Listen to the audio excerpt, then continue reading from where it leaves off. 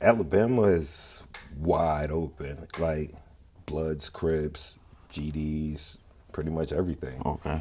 Originally, I grew up with my aunt, so I thought my aunt was my mom until I went home to my mom maybe about 6 years old, like Wow. maybe a year before my dad died. That's when I went home to my mom and found out that that was my Yeah. mom. So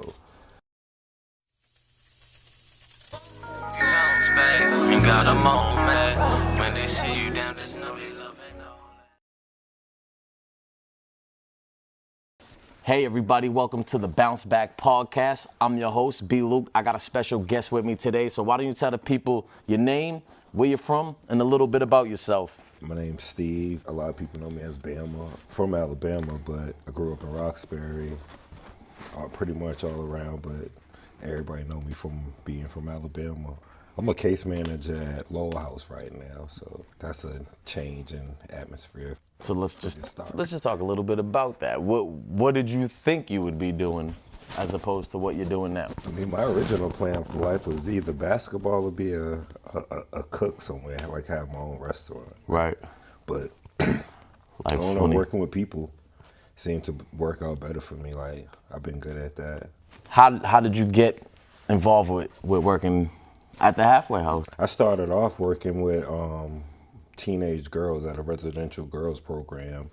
Then I went to DYS, and then I worked at a DYS in Alabama. And then I had a long hiatus. And then I was just like, I want to go back to work, and I just Absolutely. jumped back into the field. What did you learn working in DYSs with the kids? I would say working with the girls residential was a lot tougher than working in boys DYS, hands down.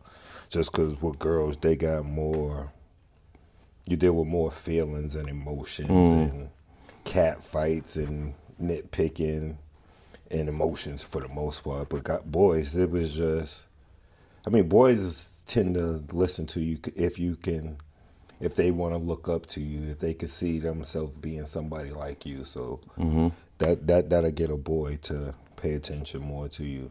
Gotcha. So if you know if you know what inspires young men, especially these days, that'll get them to pay you more attention and listen to you more. So What age did you come up to Roxbury from Alabama? probably I was a baby, and then I went back down south for middle school. So I would say third grade, I went back down south, and then I came back up here and as a freshman. Yep, I came back up here as a freshman in high school. I went to Quincy High. What are some of the differences that you noticed about down in Alabama and up here in Massachusetts? The racism is evident more here than you would think coming from the South. Wow. Like, I experienced it firsthand here before I experienced it firsthand down there, and everybody don't see that. They're like, "Well, you're from the South. I would think you would Right. see it more there before you saw it." But no, I saw it here before I saw it there. So that was the biggest difference and Gotcha. the biggest thing I saw. I mean, are you experiencing that at a young age, or how old are you, or is it when you're experiencing like racism? I was a freshman in high school when I first, like, I saw they wrote the swastika on my locker, and I didn't Okay. even know what that. I thought it was a gang sign or something. Right, right. I didn't know what it was, and Wow. and then it was a gang. It was a big race war fight like the next day of school, and that was like the first time I ever seen like a big brawl like that. And what school was that? Where did you? Quincy High. Oh, that was in Quincy High. Okay. yeah. Just talk to me about Alabama. What's Alabama like for somebody who's never been down there? Alabama is wide open. Like this, where I'm from, it's like I said, it was a family town. Like everybody, everybody knows everybody. Doors used to stay unlocked. You could just go to your cousin's house, aunt's house, and that's how it was growing up. But now it's damn near the Wild Wild West. But that's in any city, any town nowadays. Right. I don't know. As It's far a as like different world. violence going on and stuff like that. Yeah. Damn. Like cousins kill cousins down there. Yeah, it's bad. Is it like a big gang culture down there too? Yeah, Yeah. Bloods, Crips, GDs, pretty much everything. Okay. What was the household like growing up for you? I mean, did you have any siblings? Both parents around? What's going on at the home? My father got killed when I was, 7? Yeah, when I was Wow. 7 years old. So, and then originally I grew up with my aunt. So I thought my aunt was my mom until I went home to my mom maybe about 6 years old, like maybe a year before my dad died. That's when I went home to my mom and found out that that was my mom. So, and then after that, I mean, I got 4 sisters with my mom, and then my dad got 4 other kids. So it's like 9 of us total, like big family. Describe what's going through your mind when you find out like the woman that raised you, that you think's your mom, that you're probably calling mom, is your aunt, and then this is your real mom. Like, what's going through your mind? At that time, shit, I didn't, like, growing up, you don't know what trauma or PTSD is or none of that is. You think everything is normal and that's what a normal life is. You don't know things are messed up until you get to be an adult and people tell you like, oh yeah, that's traumatic. Oh, you shouldn't experience that. But to me, it was, as you're going through, it's like ignorance is bliss. You know, you don't know what you don't know. I don't know no better. So it was regular to me. Like, Okay. Yeah. So what about a year later, 7 years old, that happens with your dad? Really didn't know him. Did you not know? Okay, you didn't know him anyway. Yeah, not really. Like, so when I went to the funeral, like that was like, for me, it was like the first time like meeting like my grandmother and his brother, his sister, like that side of the family. Okay. And now that was weird, like somebody you don't know grabbing on you, hey y'all, and like, hi lady, I don't I didn't know you like that. But I grew real close with my dad's mom. Like that's my lady. Like that's my rock. Like yeah, she took care of me, spoiled me to death, and pretty much yeah, grandma's baby. That's pretty much me at one point. Talk to me about how were you as a student coming up? At one point, I was a good kid, and then I don't know. When we got sent to live with my grandmother in Alabama because my mom was going through her stuff. So we got, like me and my sisters, we all got sent down south to my grandma and lived down south. So at that point, I guess I became an angry kid and just rebelled a lot. And I mean, I didn't go to juvenile or nothing like that, but I was always in trouble at school, pretty much always suspended, fighting, stuff like that. But to me, I think that was just like regular kid shit, growing up, having fun. Like, these kids don't experience like none of the stuff we experienced growing up. So I don't know. What was going on with moms at that point? She was on like drugs. I mean, that was the drug era. I mean, so like growing up, and then we lived in the projects and grew up here and moved around. So party house, and she just, I mean, I think it was one of the best things she could have did. I mean, if you're not right to take care of your kids, I mean, send them somewhere so they can get taken care of right. I mean, she kept us all together. Yeah. So it's not like somebody came in, like the state came in and split us up or nothing. We was always all together. So we went through it together, me and my 3 sisters, and then we got the baby sister. So like, you say you living in the project. That was up here. The projects up here. No, that was the projects in Birmingham, Alabama. Yeah. Okay. Now the projects down there, like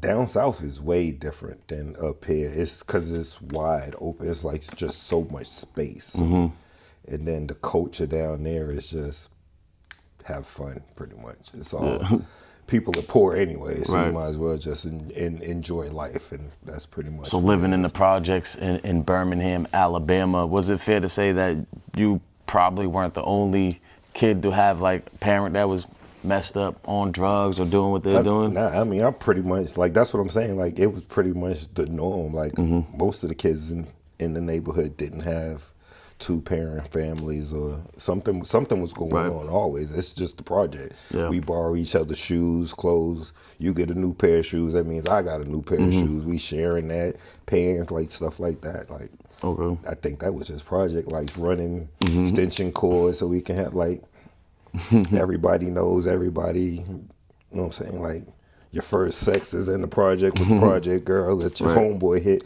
Like, that's just project life. That's how it is. Yeah. Where do you fall in line as far as the age with your siblings? Are you youngest, older, somewhere in the middle? I'm the second oldest. I got an older sister. And you guys going through all that stuff you went through, I mean, what's your bond like with your sisters? We grew up, like, we all grew up tight, but now it's, I mean, we're still tight, but I'm the only one who lives here. They're all down south. Like, I'm pretty much, I got a couple of cousins up here and an uncle up here and some aunts, but I'm pretty much up here by myself. Growing up, is it a thing where you're seeing people getting locked up, family members, anything like that? Tons of family members locked up, dead. Like, that was just the norm, pretty much. That was even still to the day. Like, a lot of cousins in jail right now.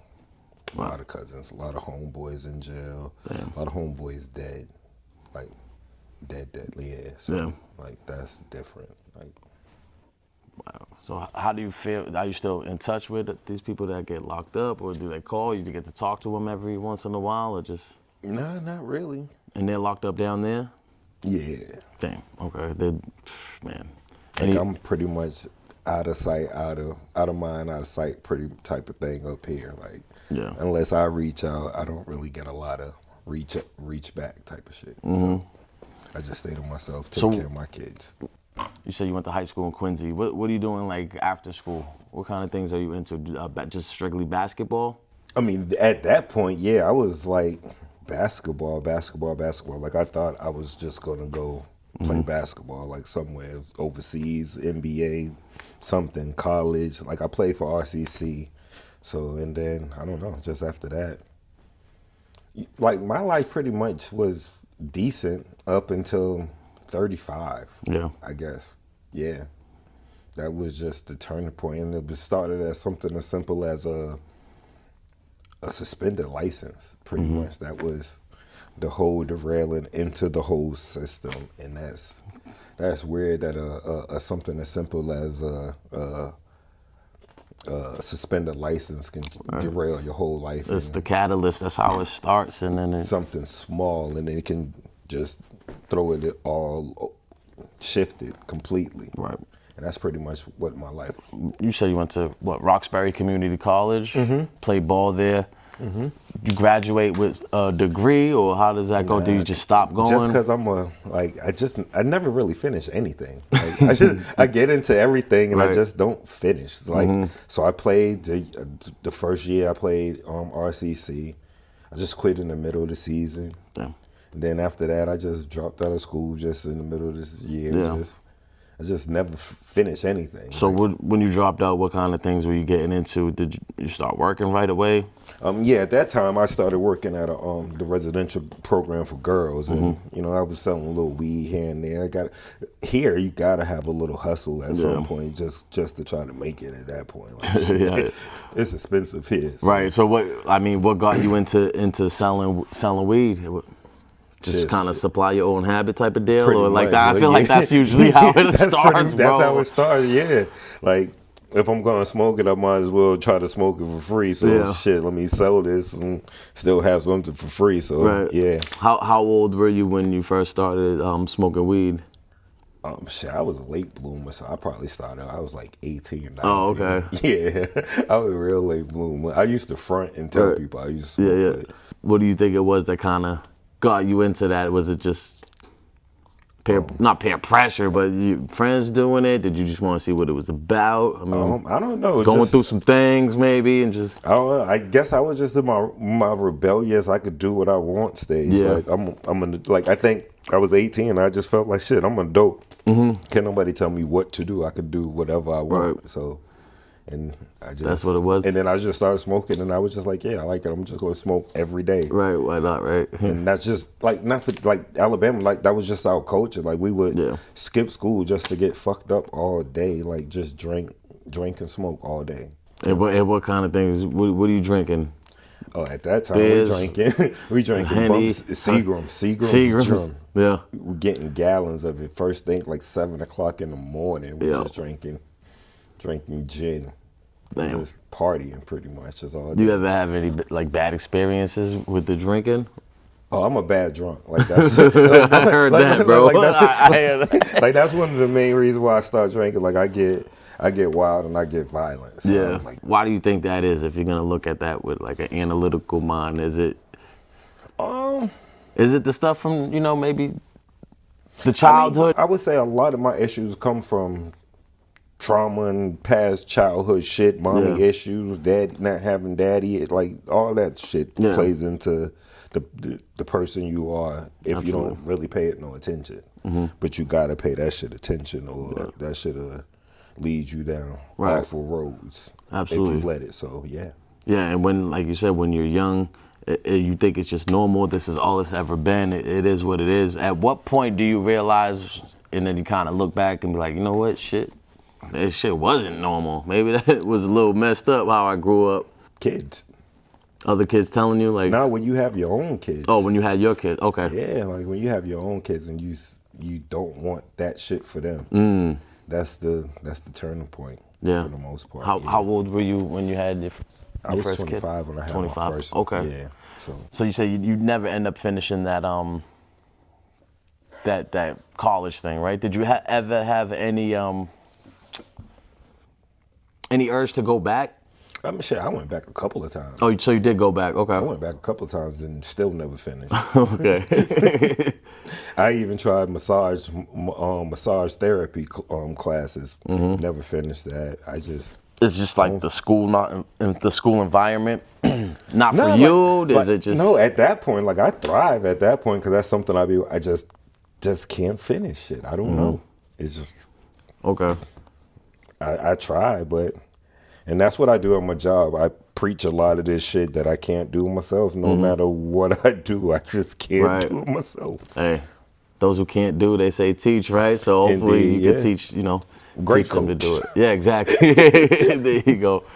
So talk a little bit about the suspended license, right? I mean, how does that happen? You just getting regular driving infractions? Regular driving infractions, and then that turns into the not missing the court date, which turns into a warrant, and then you don't know about the warrant because you don't move several times and the address has changed, and next time you get arrested on some silly shit, and then they take your license, and taking a license that people don't like taking a license. That's a lot, especially up here. Like a lot of places require a license to even do a lot here, or even have an ID. So if you don't have an ID, you don't have a license, you really can't do much. Yeah. So then it's just despair. Then you got kids, and it's like they need. You don't want to look like you can't do. So it's like, shit. Let me get a pack. Right. Let me get a pack and just figure that out from there. Yeah. And then Damn. So, just kind of walk me through the gradual things that happen. The license, guess what? Suspended, and then you missed the court dates. Missed the court date. Do they try to hold you, or they give you another court no, date? I finally get arrested for the warrant. So I go to court, and then I got to pay a fine. Don't pay the fine because shit, I ain't working, so I don't got no money, so I can't pay the fine. Living with my baby mama. Then, when you got arrested, did you think they were gonna hold you? Nope. You knew they was gonna let you out? Yeah. Okay, so they let you out. Because at that point, like I ain't really did nothing. Yeah, in it's life, not that serious. Yeah, so then at that point, can't get no job, not working. So then I'm all sitting depressed and sad and just, what the fuck do I do? Yeah. Can't even buy my daughter nothing to eat. Keep looking at my girl, asking her for money, and that shit sucks. So then it's just like, let me hit my people and see what I can get shaking from that point. So, I mean, I'm glad you kind of touched on the depression thing because I like to talk about the mental health side of things, man. So we don't. Yeah, I feel like that plays a major part in a lot of things people do. Mental health is real. Yeah. Yeah. So what are some ways that you were dealing with that depression at that time, whether it be healthy or unhealthy? I mean, at that time, I wasn't doing nothing that conflict within the house. Your girl sees you not doing nothing. She's looking at you like you're lazy, but in all actuality, you really are a lazy bum if you're just laying on the couch all day, every day. You're smoking weed that she got to buy for you. Right. So, like, what are you really doing for yourself? So that makes you depressed, and you try to play it off like you're not, but really you are. You try to do little things around the house so she cannot feel like you're taking advantage, but in all actuality, you really are. Because I mean, you could do something, but you're not, because you're just all stuck in your head. Like, what can I do? So that next thing you know, you, like I said, you call your people, and then But yeah, it's all depression, anxiety.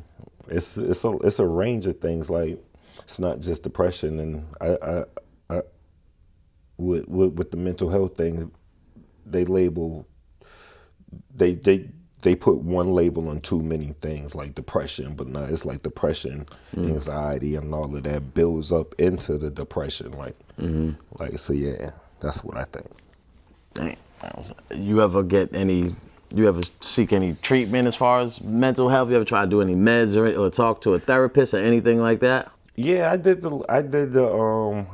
South Bay mental health. I did the mental health program thing. Okay. I had them prescribe me meds. What does that program entail? Is just the meds, or do you got to go talk to somebody? I mean, you got to do like that was like an adult day program where they had me going there from 8 o'clock in the morning to 4 o'clock in the afternoon. You sit there and you're doing groups pretty much all day. That's pretty much it. Do you think it's important to have these conversations and talk about mental health? Yeah. Why? But you got to be ready, and that's the thing. A lot of people just aren't ready. Like, you got to be ready. Next thing you know, you, like I said, you call your people, and then But yeah, it's all depression, anxiety. It's a range of things. Like, it's not just depression, and I with the mental health thing, they label they put one label on too many things, like depression, but no, it's like depression, anxiety, and all of that builds up into the depression. Like so, yeah, that's what I think. Dang. You ever seek any treatment as far as mental health? You ever try to do any meds or talk to a therapist or anything like that? Yeah, I did the South Bay mental. I did the mental health program thing. Okay. I had them prescribe me meds.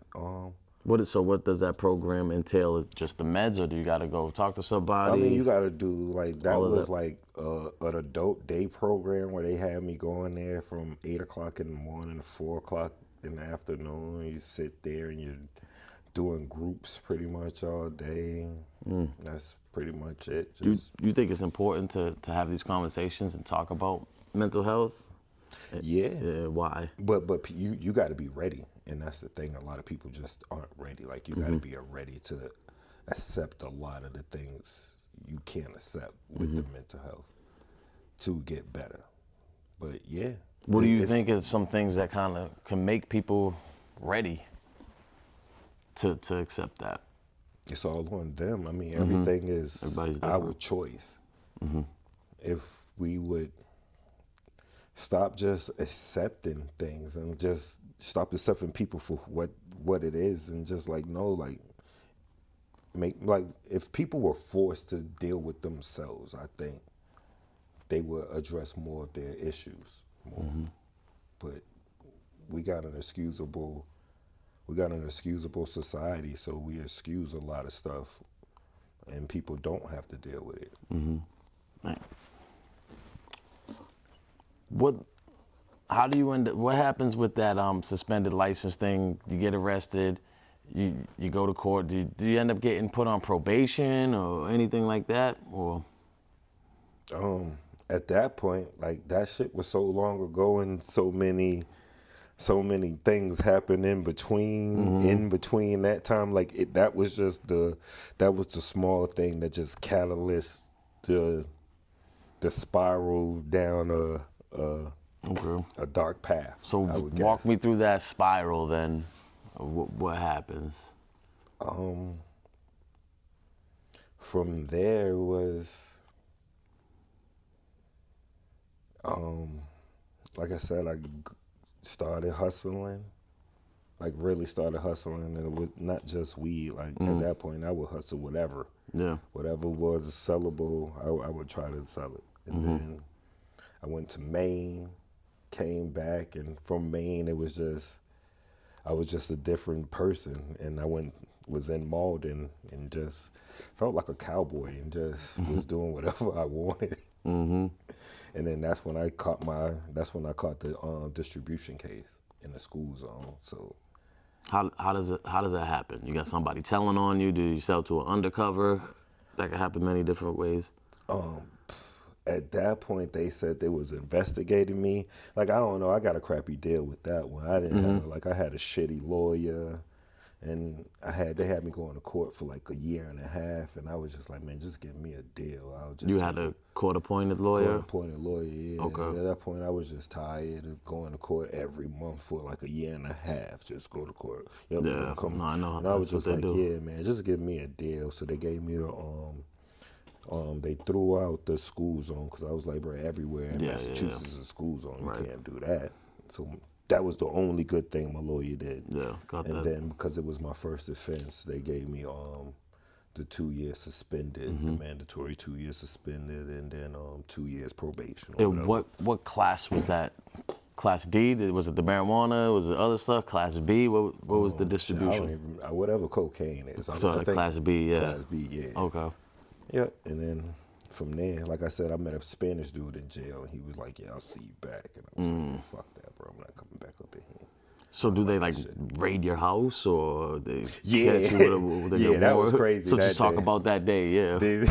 That day was the craziest day ever. Like, I literally was I woke up like a regular Because usually day. when you wake up, you think you're gonna make it home, having but a you'll be in your bed at night, I'm man. having a But that great don't always morning. happen. I wake up, I'm about to go get my hair cut. I call my ride, so we're in the ride. We literally just go around the corner. As soon as we hit the corner, a minivan pulls up behind us and lights start flashing. So I'm like, what the lights in the minivan? Right. And then dudes just run up and pull me. And he's like, hey, talking to the driver. So I'm still on the phone with my barber, like, letting him know, yeah, I'm on my way, because I'm really not thinking nothing at all. And then the cop is like, yeah, detective's like, yeah, can I see your phone for a second? So I'm like, yeah, and gave him my phone. And then he took out his phone and called my phone from his phone. And I was like, what the fuck? And he was like, yeah, Ben, we've been investigating you for like 3 months. And I was like, what the hell? I was like, no, sir, I'm a counselor. Like, I'm trying to play it off and everything. And they was like, no. So then they took me back to the house I was staying at and searched and busted that shit down. Damn. Yeah. And they had a warrant, I tell Yeah, you. they had a warrant for the house and a body warrant. And like, that was like the first time me hearing like shit like that ever. So I'm like, what the? Oh shit, this is like sick. Like, that's when my heart started racing. Like, oh, this ain't no little A and B. Like, this is like something serious. Like, Yeah. oh shit, like I really could go to jail. Yeah. Damn. And what is it? How much do they find? They find They found like a little bit under an ounce. okay.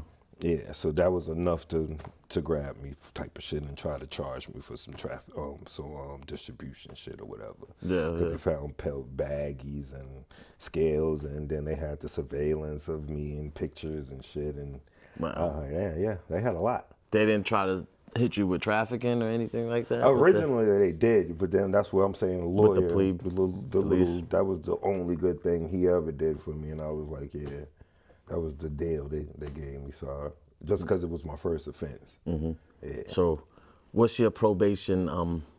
What's your probation experience like?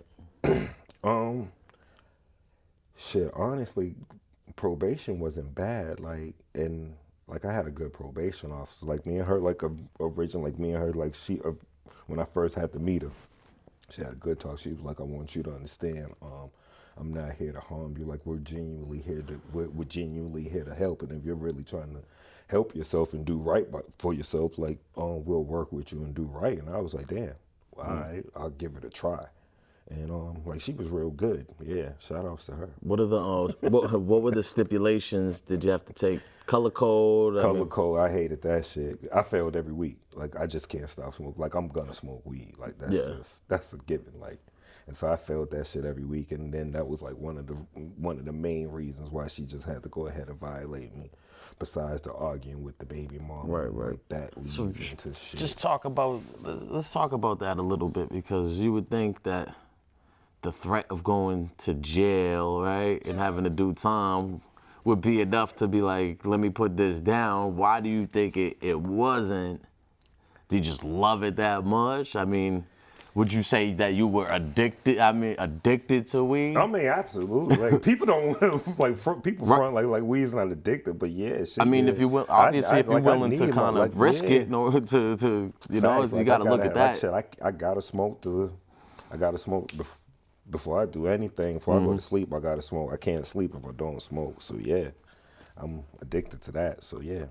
So if you're failing these drug tests, I mean, do they put you on like I ain't never passed a drug test. stricter color code, a stricter color? Do they try to work with you before they violate you? Or Yeah, what? she did everything in her power to try to work with me and shit. I did everything in my power to try to Mess pass it up. that test, and none of that shit worked. So what do you mean? You would just? I did I did the Clorox ball. I did the Golden Seal. I did the niacin. What else they did? I couldn't do the fake piss because I was just like, I'm not carrying that shit. Wasn't carrying no somebody else's warm piss. So after that, I was just like, yeah, if I get violated, I get violated. I'm not really Did she ever have a conversation with you, like, bro, like stop, like what She are had you several telling her when she's like, stop smoking weed, bro? She was I just wouldn't listen. I would not listen. I don't know. Eventually, you had to stop smoking weed when you got locked up. I did. And that was like the only time I ever stopped smoking, for real. But no, because when I got out, I had to go to the, they put me in a shelter in Lowell. And that shit was crazy. But it was, at that time, it was a sober shelter, so I couldn't smoke. Gotcha. So what events lead up to you, to them locking you up? So you said you're failing the drug test.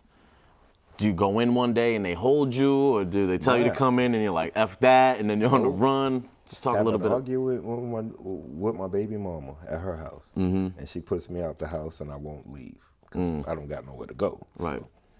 So that violates me because she calls the police and says. Even when she called the police, you didn't leave. They was like, they go get me. They made me leave. Yeah.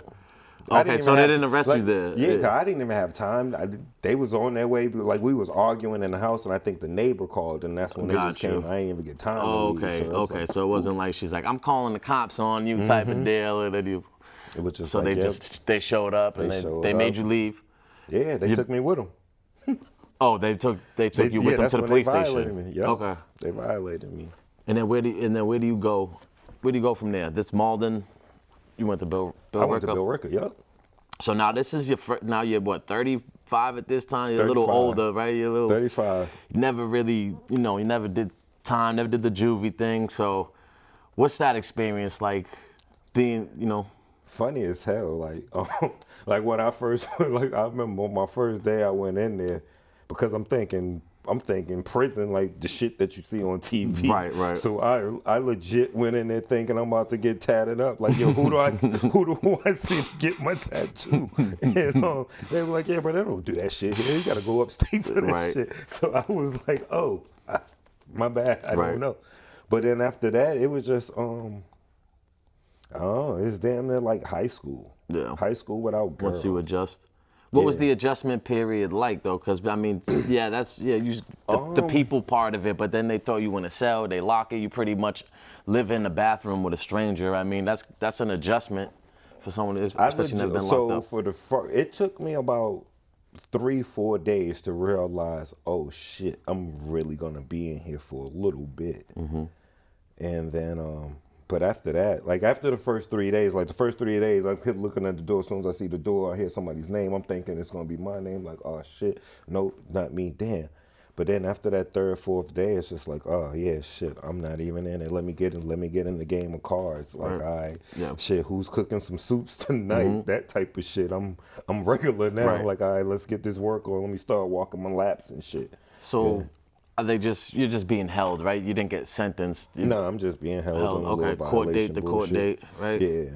Yeah. And what is it called when probation detained or whatever? You got no bail at this time, or you got bail? No, I don't got no bail, so I'm just bail. waiting. So you wait. Just waiting till they say I can 30. go home. So what? The next court date, you get The locked next up. The court next date. court date. Yep, What I go. happens though? You expecting to get out? I'm thinking everything's cool, and they like, no, you can go back. So then I go back and do. What's your lawyer telling you though? Is your lawyer telling you like your PO wants to violate you, give you your time, or? At that time, yeah, they really just want me to do the little time shit, but I ain't.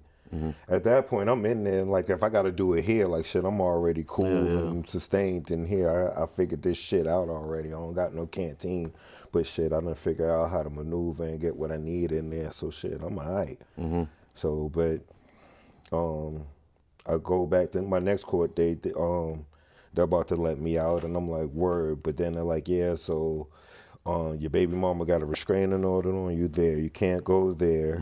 Can't go back to Malden. So I'm like, damn, I don't really got nowhere to go. And then my lawyer's like, well, I got a program you can go to in this fucking shelter in Lowell. Yeah. And that shit was humbling. So what were some surprises that I guess you encountered being locked up in Billerica? Was it the fact that you thought it was gonna be like this big prison thing? And for me, at least, my last time in Billerica, it seemed like it was a lot of just like people coming in the streets, drug addicts, kind of getting clean. I mean, was that at that time when I was in, it was just like a whole bunch of little young boys. All they want to do is fight and talk shit. That's why I said it was just like high school, high school because I was in a dorm. Because I can't do them little small cells. That shit messes with my nerves. Oh, okay. So you because you weren't in the cell. You was in the open. Okay. But then I had pretended the little crazy role, so I started off in the little turtle suit upstairs, and then from the turtle suit I went to the little med unit. Then from the med unit I went to the dorms, and then I just stayed in the dorms, and that shit's alright. I just walk the little dorm every morning, just work out, don't pay nobody no attention. I mean, did you start getting back into the basketball when? I actually did. Yeah, I started working. Like, yeah, because I'm not smoking, I'm getting my lungs back and working out every day. So yeah, I really got back in shape. But literally, the minute I got out of I went outside looking for a cigarette. Like, damn, cigarette. Like, Then I'm like. Because I knew I couldn't smoke, right. And I'm in my head. I'm like, yeah, I'm gonna be good. I'm not gonna smoke. I'm gonna do right. So that shit lasted. So you were saying this the whole time you was in that you wasn't gonna smoke. You're gonna do, and then the first thing you got because legit before I got locked up, I was legit trying to do good. Like I had enrolled, like as soon as I got on probation, because like I said, I had a good probation officer. She was like, yeah, you really need to either work or go to school. You know, that's one of the main conditions of probation. So I had enrolled in school. I was going to massage therapy school and shit. And then the violation happened, and that shit I was like, man, if I'm going to jail, I'm really trying to do good, and y'all violating me. So that shit made me snap, and then that's how I got into the whole mental health shit. Cause I was like, bro, y'all are crazy. I'm not doing that shit. So you get out, and then you say you had to go to a shelter in Lowell. Yeah. So just talk about that experience. Disgusting. Oh man, that shit was disgusting. But it was. Like I said, it was humbling because I never thought I would. I never thought I would be in no place like that, like in no damn shelter, like a homeless shelter. But I mean, did you start to reevaluate your life? What's going on through your head? My first night there, like the next morning, I woke up. I told the staff, like, yo, call my PO and tell them to like just send me back to jail. I'd rather be in jail than do this homeless shit. Yeah, I'd rather tell people I'm in jail than a homeless shelter. Right. But yeah, but it was just, I don't know, it was nasty, it was dirty, it's full, it's just, Is it a thing where like you can't even like where do you keep your stuff? You got to worry about people stealing from you. Like what's going on with that? Like I'm not. I can only imagine. Like, but like so. I don't know. I was on my bully shit there. Like I took over a little spot in there, and then they had a little lockers there, so I just took over the lockers and pretty much had that shit filled with snacks. So because at night in the shelter you can't go back out. Like once you're in, you don't got shit. So I was like, shit. That was my hustle in there. Yeah. I was selling snacks and goddamn haircuts, but I had the whole little back area. And anybody who slept back there, I made them pay me rent. Like, wow. Yeah, so yeah. So it was like an open, almost like a dormitory style again? Or okay. Just, jail shit on the outside. Pretty the much, homeless shelter. That's pretty much what a homeless shelter pretty much is. Okay, so when you are able to leave during the day, what are you doing? You looking for work? Or are you trying to get back into that? What are you doing? Nah, I'm not even doing that. I'm going to the YMCA and then I got to do the day program for probation. Oh, okay. So I got to do that shit every morning. But like I said, I don't want to be in the shelter at all. So I worked it out with my with my PO in the shelter that every morning when you got to leave the shelter, I would just go.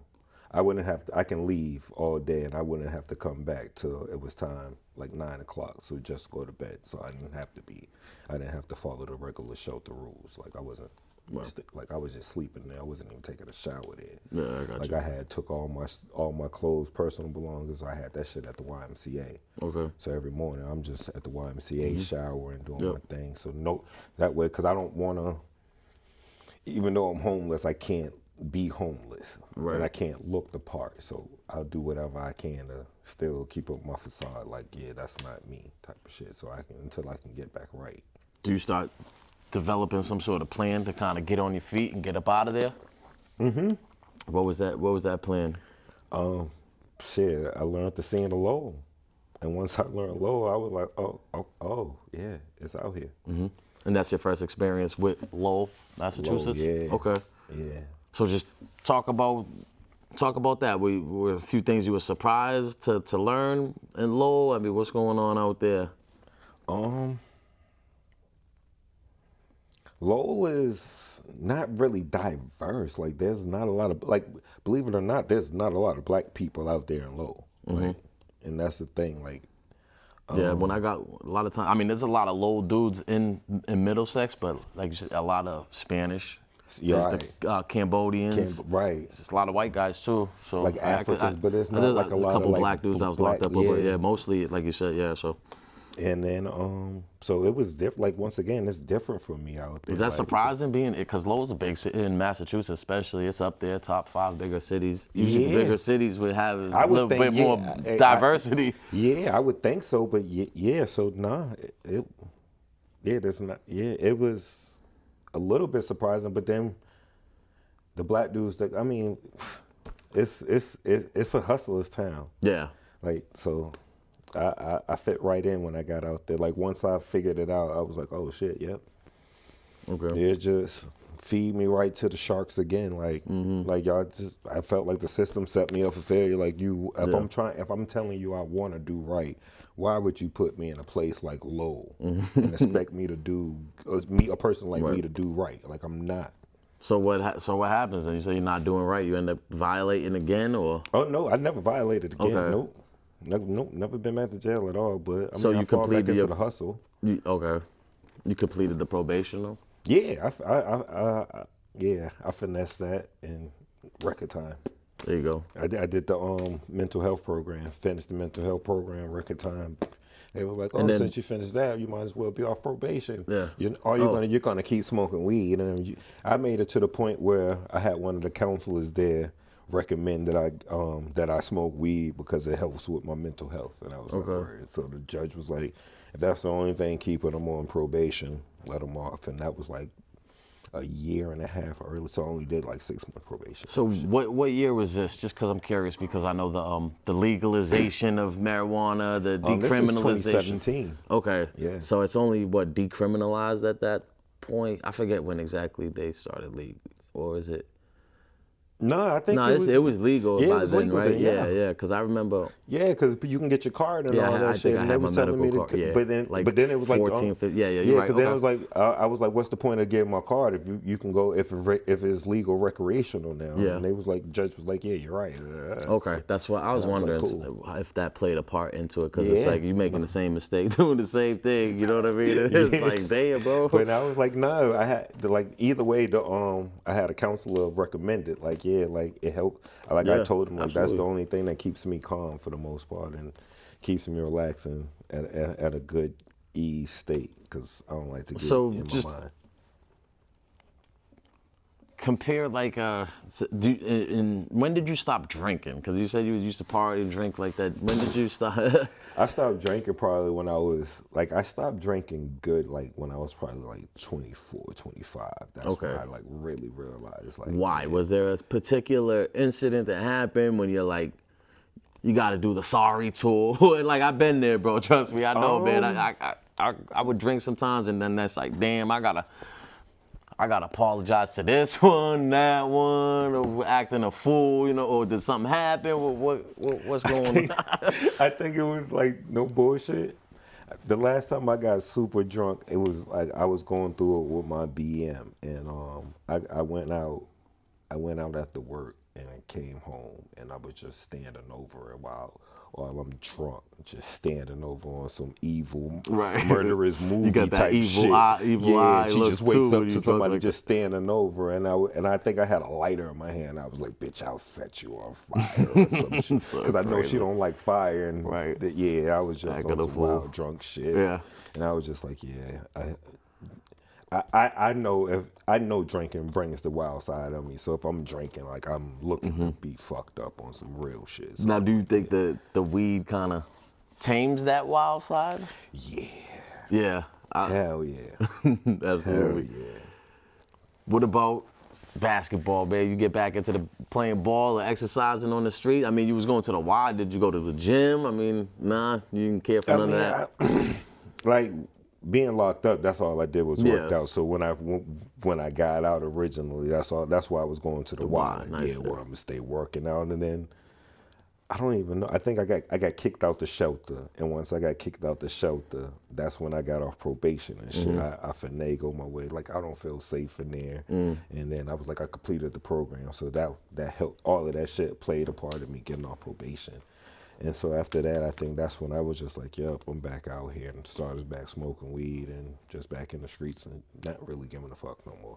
So where do you stand now as far as that? Do you want to get back into working out, or is it not really interest you anymore? I mean, I done slid back, like I done started slowly. Like you have to yeah, if you so, stop yeah, for a while, yeah. Yeah, so like I'm starting now. Yeah.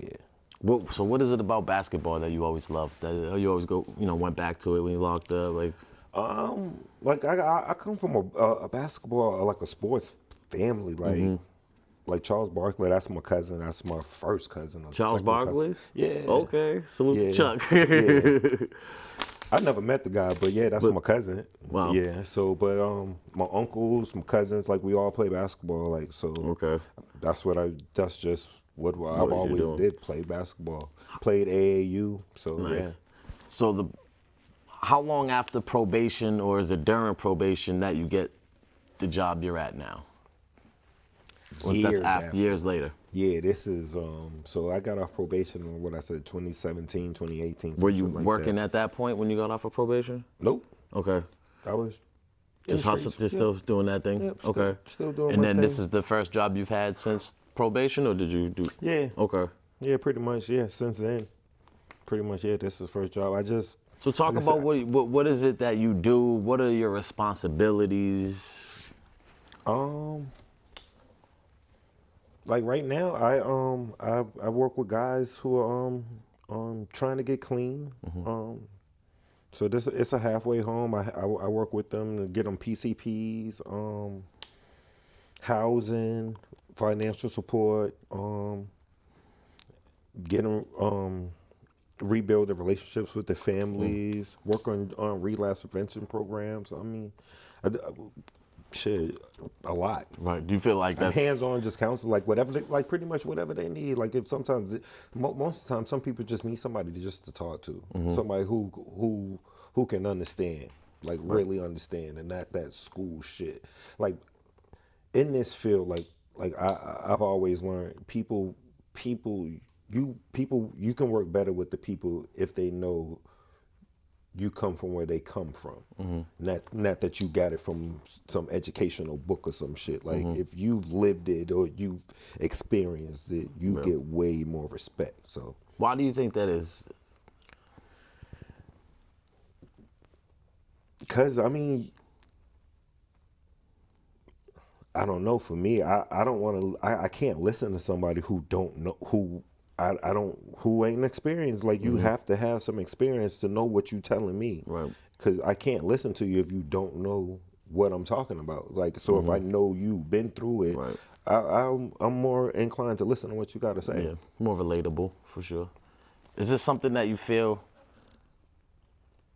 Like, how do you feel about the job that you do? Do you feel like it's a purposeful thing, helping people? I mean, it seems like it is. It can be if they choose it. I mean, it's all. I mean, I can only do so much, but Yeah, absolutely. It's all about them and their choices. I could just present them the choices and their needs. If they could tell me what they need, I could present the options and give them the ways they can meet their needs.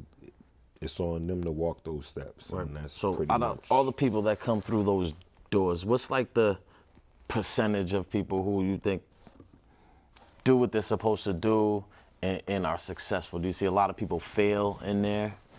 If I had to put a number on it, I would say I wouldn't even put a number on it. I would say it's Even if you just generally, most people do well, most people don't. it's a lot. A lot more people don't do well than expected. And what's your opinion on why do you think that is?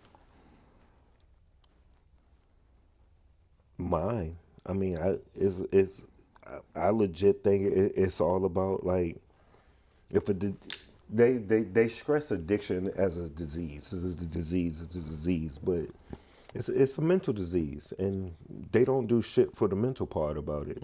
They give you all this shit to counteract the drug portion of it, the physical portion of it, or the addiction portion of it, but they don't really do shit for the mental part about it. Yeah. They drill you're gonna be an addict for the rest of your life in your head, and how can a person not feel the urge to use if they think, shit, I'm an addict. You think that's counterproductive? Like if you tell someone they're an addict for the rest of their life, they're gonna believe it, and then they'll, yeah, it becomes almost self-fulfilling. Like that's like it's an affirmation. Like like people look at affirmations as only positive affirmations, but if somebody's saying to themselves every damn day, I'm an addict, I'm an addict, yeah, that's a strong affirmation to fight. Yeah. Yeah. No matter how hard you put positive affirmations in your head, that's telling yourself you're an addict every day, and every meeting, every group you go to is, hi, my name is, and I'm an addict. Like that shit is not your, you don't have to have that as your identity if you don't want it to be. And right. Well, I look at it like this way too. Like say I'm trying to get over a girl, right? My ex. And I talk about her every day, right? It's like, it's gonna be tough to get over that, right? So I feel like even, and I think these meetings everybody's different, I'm sure, too. Absolutely. You know what I mean? You gotta look at that for sure, right? Absolutely, because there is a success rate for the groups, for the NA, for the 12 steps. Like there is there is some success in it, but everything ain't for everybody. Just the same way some of these drugs ain't for everybody. Like shit, if we look at it that way. Some people do heroin, they get a coke effect, and they get super duper energy. They do it. Some people get lazy. Like it's just. It's like a hat I had the other day.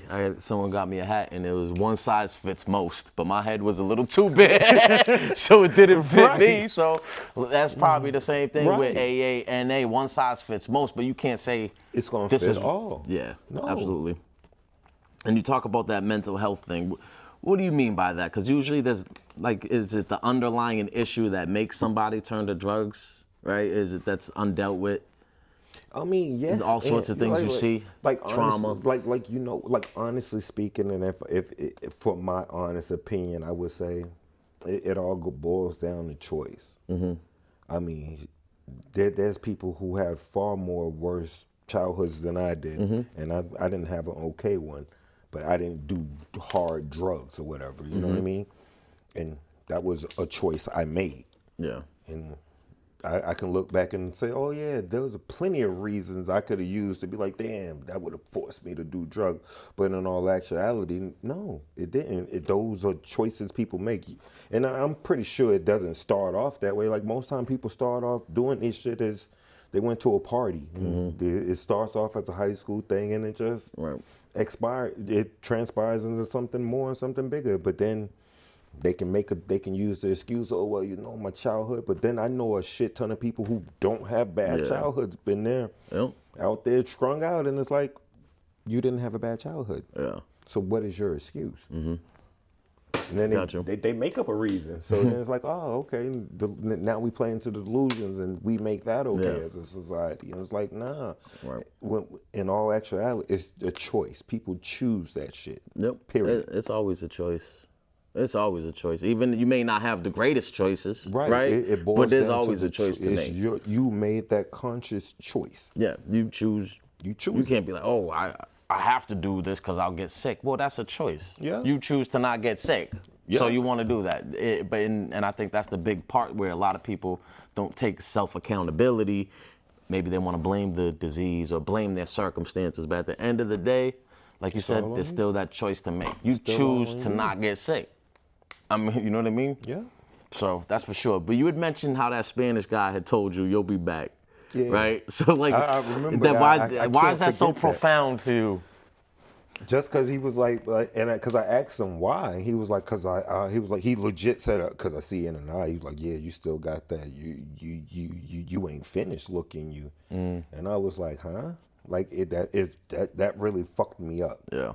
And I was just like, did that motivate you not to come back? Like, hey, like honestly speaking, like he was legit, like he was right. Like, yeah, I just didn't get caught. Like I'm gonna keep it. Like if I'm keeping it honest, like yeah, I just didn't get caught. But yeah, he was absolutely right. I didn't have it in me. Like I still wanted it. I still needed it. And then I don't know. One day I just looked up and I was like, I'm getting too old for this shit. Yeah. Like if I gotta take off running right now, I know the next morning I'm gonna be hurting. Yeah. Like I know my body's gonna ache. So all them years of basketball too, it's ain't gonna matter, man. I'm good. Yep. I'm straight with that. I got kids. Like I got a 4-year-old. So I'm like, bro, I can't be going back. I can't do jail shit with him, man. Like, oh, daddy. Yeah. I'm too old to be in there with them young kids. There's young kids in jail. I'm straight. What's your favorite part about being a father? Shit, making my kids happy. Seeing that smile. Yeah, like legit, just making them happy. Yeah. Like just be like that's the. If I didn't have kids, I would probably be back in Alabama. Like straight up. Nothing really. I don't. It's too expensive up here, pretty much. Yeah, you ain't lying, bro. Yeah, it's just too expensive up here. Like I got a good job now, and I still can't afford life. Like that shit is crazy. Yeah. But I make it. That's it. Ish. But it is what it is. It's Massachusetts. That's right. That's what this country is designed. Yeah, it's designed that way. Yeah, for sure. What do you think has been the biggest reason for you staying out of trouble? I mean, I know you put that life down, but I mean, what would you attribute that to? Was that like was it that whole experience, or is it the kid? The kids?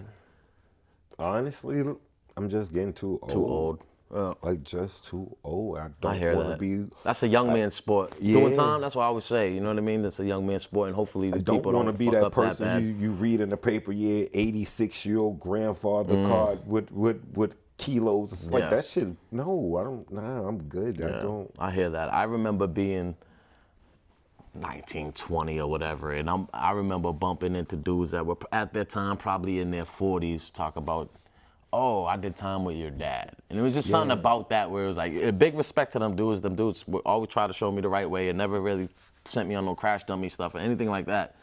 But it was just like, I respect that dude. I like this dude. It's a good, it's a good, but I don't want to be that dude. Right. When I'm in my 40s talking about some kid comes in, what's your name, where you from? Oh, damn. Wait, your name's what? Oh, do you know this? You related to this? Oh, that's my dad. It was something about that was like, I don't want to be that. And I want better for myself as you should. So speaking of better for yourself, what is it that you have in the plans for the future? You got any short-term goals, long-term goals? What are some things you're working towards? Shit, I legit just want financial freedom. Like if I can obtain that, which is so out of reach, like that shit just feels like no matter what. I don't know, it's just not designed. It's not in my design to be, but that's just all I care for. I just want to be able to take care of my kids freely without no stress. Maybe have a house. I don't want to pay rent no more. The rent is what I pay in rent is legit. Mortgage. It's legit a mortgage. Yeah. I'm like, damn, that's crazy. So Now, yeah. what about as far as being a father? What are some more things you're looking forward to as far as that whole journey? Like my oldest, he just graduated, so High school? high school. Okay. Yeah. So Congrats. I'm You should be proud. Hell yeah. Yeah, that's dope. So I'm just waiting. I'm loving the man he's becoming. My Nice. oldest, she graduates next year. I'm loving the woman she's becoming. Like they're so completely the opposite of me. I'm like, every time I see them two, I'm like, damn, I don't know how that came from me. Or they like even their moms, because their moms is a little hood too. So it's like we made that. I don't believe it, but like they're both like honor roll, straight A kids, like smart kids, like nerdy type kids, like good kids. Yeah. And I got the 4-year-old now. I just want to steer him the right way and give him every possible opportunity he could possibly have. And that's pretty much my goal. So what's one thing that you would want your kids to learn from your experience and not have to go through any of that stuff? That's the thing. I don't want them to have to go through anything of my experience to learn any of it. Like, and for the most part, they haven't. Like, I tried to send my daughter down south because I felt like she was a little too green growing up in the suburbs up here, and she made it 3-4 days down there before she was calling like, yeah, I'm ready to come home, Dad. Damn. This just isn't it. And I was like, respect. I gotta respect that. I can't force it on them. So yeah. So, okay, I mean, why do you think it's important to come up here and tell your story as you did?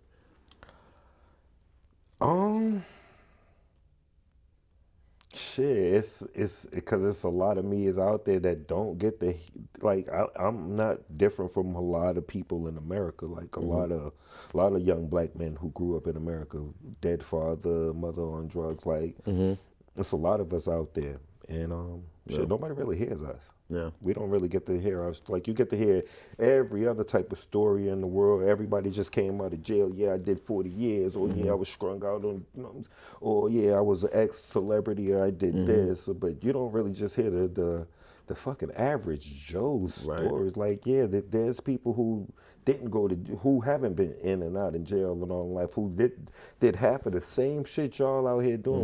I'm just better at my shit. Like, Absolutely. like, that's just it. Like, you was a bad criminal. Like, if you spent half your life in and out of jail, back and forth, you were bad at what you were doing, and you just never could see that shit. I was pretty fucking good at what I did. Yeah. So I say that all the time. I was a horrible fucking criminal. like, yeah. That's why I'm trying to change up and do something like this, bro. You know what I mean? I did my one bid, and I was like, not even a bid. Like, I did my little violation. I was like, detainer. okay, yep. Not for me. Let me figure this. Right. Let me figure out how to do this better. Yeah. Before I don't want to do this shit no more. And Absolutely. I mean, but That's like not from the, even when I started hustling, before that I was just working with kids and counseling. So I've always just worked with people. So I was just like, even when I got this job, I really didn't want it because I'm like, now I'm a felon. Nobody's gonna hire me. Blah blah blah. Negative thinking. Yeah, but then they was like, yeah, no, I like your resume. Like, if you're good with people, you're good with people. Let's see what happens. And I just,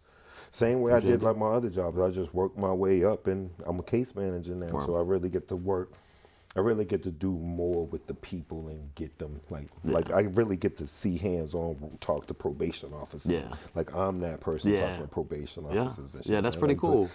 So Absolutely, and I'm glad you brought up the kids because I was just about to ask you too. Doing all the work you have done with kids, man. What's like the main message you would like to get across to them today, man? There's something you can tell them, to the youth out there about crime, about the life of crime, what comes with it, stuff like that, man. That shit don't pay, man. I don't. But that's the thing. We don't have to tell nobody nothing. Like kids today know. They know right from wrong. Okay. Like it's not like growing up when like we didn't have internet and shit growing up. We didn't have cell phones. We didn't have internet. Everything wasn't an instant. Like nowadays, everything is so instant. The minute anybody wants to know anything, it's a simple, hey Siri or Google. Yeah, let me Google that. Boop, Yeah. It's there. So kids know what to do and what not to do. They choosing to. If the media would stop forcing this negative outlook on shit and making everybody believe we have to be this way, then it would be different. It's glorifying and glamorizing, programming for sure. Absolutely, you repeat something enough times, like that's programming. You know what I mean? How many times have you listened to the radio? First time you hear a song, you're like, damn, I don't like that song. But they play that shit so much, you're like, damn, I actually like this Singing song. to it. Singing to it, you know the words to it by Yep. itself. Yeah, we're programmable. Yeah. Yep. Absolutely. That's why we gotta break from that though. You violence gotta makes realize money. you're being Yeah. programmed. It's like knowledge is power. You don't know what you don't know, and that's why we're trying to spread the message and get these stories out here. All of this creates income, money. As long as this violence shit, all of this shit creates a great revenue flow for the higher ups. And they ain't kicking it down to us for sure. Never. Yeah, man. So, I appreciate you coming through today, bro. And it means a lot for you to come up here and tell your story, man. So, if there was anything you wanted to touch on or didn't get a chance to, or just some closing words, some last words before I let you go, man. Nah, I really don't have much to say. I mean, I'm an open book. Shit, if anybody reaches out to you, want to know more, shit, let me know. Shit, I'm willing to say whatever. I don't. Okay. I got it. I'm an open book. I mean, whatever. you got a social media, anything like that you like to promote, or? Shit, that's what I'm saying. Like I'm so old school. I don't even know how to do that social media and shit. Yeah, so I don't know. Okay, we'll find you at the just Low find House. I'm out here. Yeah, I'm out here. Hey. Just there. Well, Steve, hey, I appreciate you coming through, man, guys. So you heard it from the men right there, guys. Listen, remember, this is the Bounce Back Podcast. It is what it is. What's next is what you make it. On that note, we out of here. Peace. Thanks again, bro. I appreciate you coming through, Steve. Yeah, I appreciate Bounce back and got a moment when they see you down this